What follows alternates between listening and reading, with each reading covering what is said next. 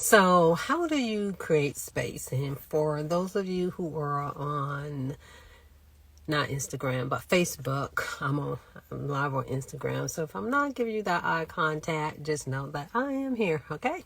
So, how do you create space? You always hear me talking about, self-care this, self-care that, and everything that you do can be a self-care act, especially as being an entrepreneur. Because being an entrepreneur, you may overlook that. You may think you have to sacrifice self-care, and that's not true. Because the thing is, if you do, the very thing that you're building, then you are unconsciously, and I want to say kind of purposely, but not intentionally, if that makes sense,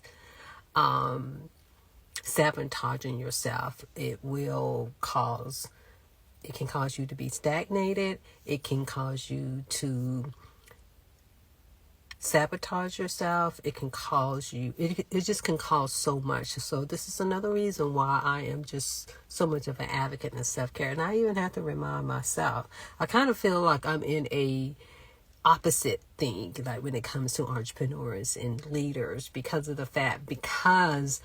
one, by me being in mental health, but just have a interest in how the mind works, the behaviors. And then once I started going inward myself, it's like, oh my gosh, I can't be the only person, you know what I'm saying? And so just in saying that, sometimes you may not be aware of like earlier experiences, and sometimes you are, and you just think that it's okay to bypass. It's like, if you don't have the thought, then you won't feel a certain way, because like you hear me talk about, like the breakup, like at the time when I was experiencing all of that, I wasn't talking about that because I was, feeling and experiencing for myself. I wasn't in a space to be able to do that, because like I told you, even when I went to therapy, it was like, nah, I need something else other than talk therapy, because this ain't working for me. You know what I'm saying? Because I knew I was going to be okay. And excuse me. Now, one thing that I will say is that years later, it's beneficial to be able to process that. And each person is different. You know what I'm saying? It kind of depends. But one thing I will say, whether it's your therapist or someone else, when you are experiencing something that is emotionally heavy, some type of somatic or embodiment practice, it's a must. It really is. It really is a must. But the thing is that how do you create space for you? Because by you being an entrepreneur, you're a container for others.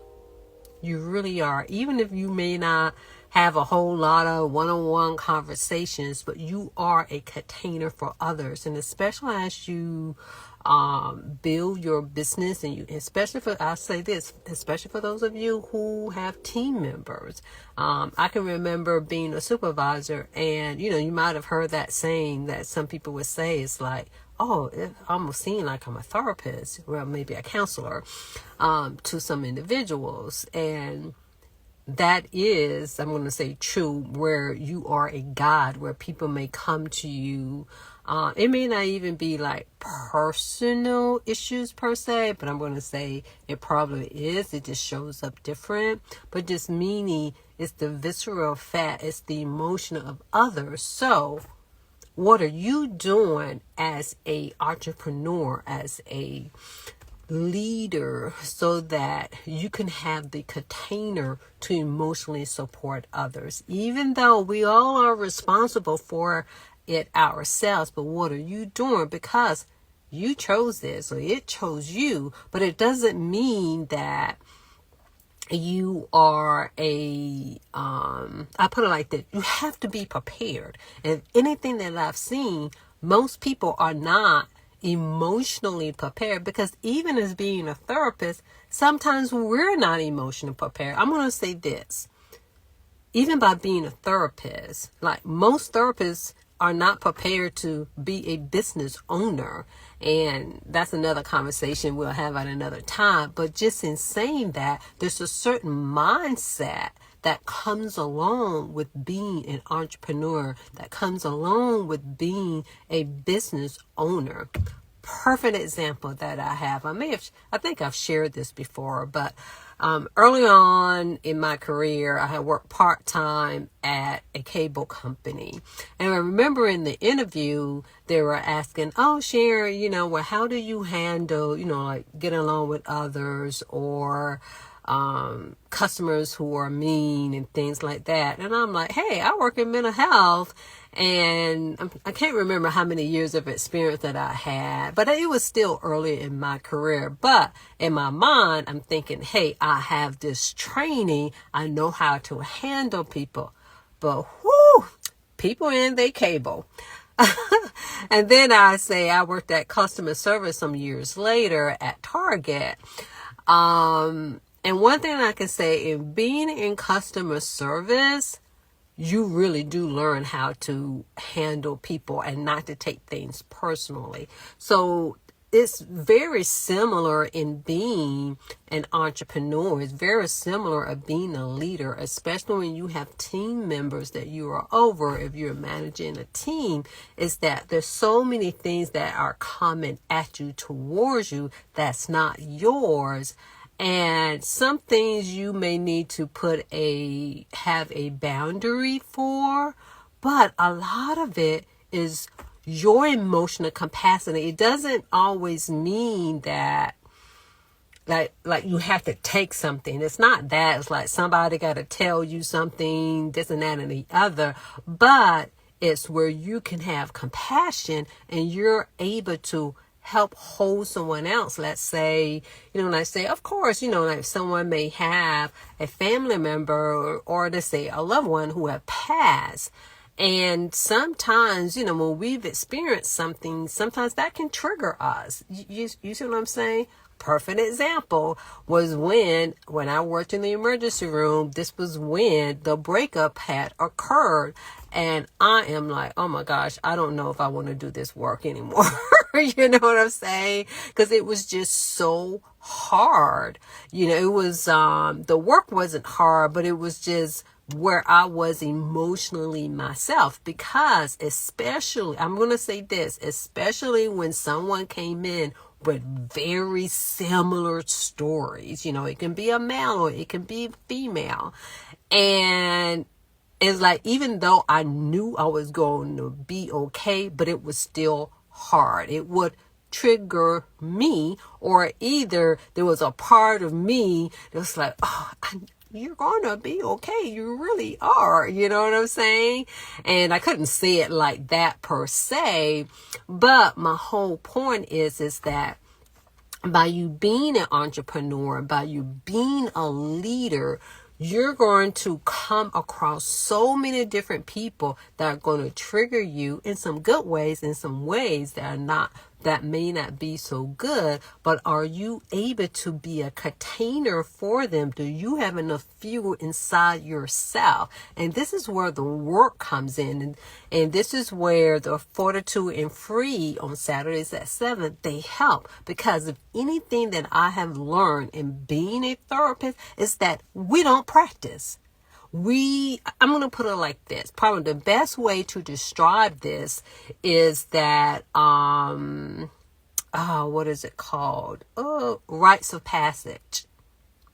Pretty much in general with our culture here in the U.S., we don't have a rites of passage, and if anything, from what I know about a rites of passage, it helps to prepare. Even though with our parents, you can say, oh, they should or they ought to, but depends on, I'm just going to say, your family, they could be coming off the cuff of, and so it's almost like the generational end up being, there's trauma there, but then it's that survival piece. And I even see myself, I even come to terms with myself. It's like, oh, there's parts of me that have been in survival mode. It doesn't mean that, like, I'll just say survival mode. I'm just going to leave it like that, and then we'll take it apart at another time. But in saying that, It's like, even though the circumstances could be better than our parents, but is it really completely financially better? A good example of that is, I remember when I had worked at, where was I working at? I was working somewhere. It was, actually, I was working on my master's. So I was in Virginia at this particular time. I was at a residential treatment center, and one of my coworkers, he had a really good point in that, we were at the same level. So, we weren't making that much, but he had a brother who's a psychologist who was making more money than him. But one of the things that he said was that he felt like that he and his brother was really in the same plight, like financially, like even though his brother made more, but his brother's cost of living, I guess you say it equal out, in the sense, it's like, I'm just going to use this as an example. If you're making $100,000, but if your toys and if your cars and if your home costs more, meaning if you're not living below, the means per se, then you're really financially in the same boat as someone making $30,000. And I feel like that is really true. So that's what I mean, in that we can be equally in survival mode when it comes to our parents. So in saying all of that, how do you create that space? You hear me talk about, taking 5 and to be able, to have a tracker, because one thing that I've seen, and even with myself, because I'm like, oh, but let's take care of this and let's take care of that. No, let's at least have a plan. There's nothing wrong with being spontaneous. You do want that, and we need that as well. And it doesn't mean that when you have a plan or you have something that you can look at, something that's scheduled, it doesn't mean when you go off the track, in which it would happen, it doesn't mean like, oh, you're going to freak out or anything like that. But no, there's so many things that's going on. You want to be able, and let me say this, by having a plan, by having a schedule, you want to be able to reserve your energy so that you can create the space, so that you can have the container for others. Because again, of being a service to others isn't always, let's say your customers. Sometimes it's your teammates. Sometimes it can be individuals that you are collaborating with. And so again, it may not always be, I'm looking at my phone because my timer is going to go off. But okay. So the thing is that what are you doing? And sometimes it may seem like, no, I'm not going to even say that. It's just part of it. It is part of it. So by saying that, that I have the daily business tracker and with the 7 M's. So look at your mission on a daily basis. And when I'm saying that to myself, because this past week I have been off. Not off, but meaning I haven't been following my own path when it comes to that. Part of it, I was doing some testing on some certain things, but one thing I know, when it's not in front of you, when you don't do it on a daily basis or aspire to do it, then you won't do it in and of itself. So with the 7 M's is look at your mission, meditate, definitely when it comes to that. And then it goes all the way down to know how you monetize your marketing and things of that such. And so by having something that you can look at, that you can put your eye on, because it's not just about, it's what comes up. That's not how businesses ran. It's the more that you're able to focus, the more that you're able to plan, because you want to have systems in place. And that's what the 7M does. And so with that, in and of itself, I was looking for something. With that, in and of itself, it helps you. It helps you to be a container so that you won't be all over the place. And the other thing is, like I said, you've heard me say it before in a previous video, in that usually put it like this, it's more about merging that business and the self-care into one, because either you are a pro in being the business, but then when it comes to self-care, not so much. And again, self-care is not just the bubble baths. It's also about that part of you, the intricate part of you, the inside of you. It's like, what are the things you need to do in order to have joy in the things that you enjoy doing, to have joy in your business? What are the things that needs to be done so that you can create that container, so that you can have a container to be able to have the capacity to take on others. Now, again, it may be that you may need to have some boundaries in place. So a part of self-care is developing those boundaries. And so in order to do that is by you having a plan. And one way of having a plan is the daily business tracker, just so that you can have something where you won't be all over the place. Because you know what? You're smart, you're brilliant. And even though you're smart and brilliant, the pros, I'm going to say, have something in place. And we're going to talk about too of how you can put those things in place and go a little bit more deeper into the 7 M's, because you've heard me talk about it and I described them, but I really want to go deeper within them so that you can have that container. You won't be all over the place. And when things come up, you know what, you can get back to with ease, because that's the main thing. So that, even when, because things is going to come up, that's just a part of life, and then it's a part of business. But emotionally, where are you, and are you able to take those 5 minutes in order to meditate, in order to move, in order to be able to focus on your mission and see where that is? And so for those of you, the link is down in there for those of you who are on Facebook. For everyone else, click the link in the bio to get the daily business tracker, because this is, again, it has everything to do with self-care, and it also helps you to be, because we need God.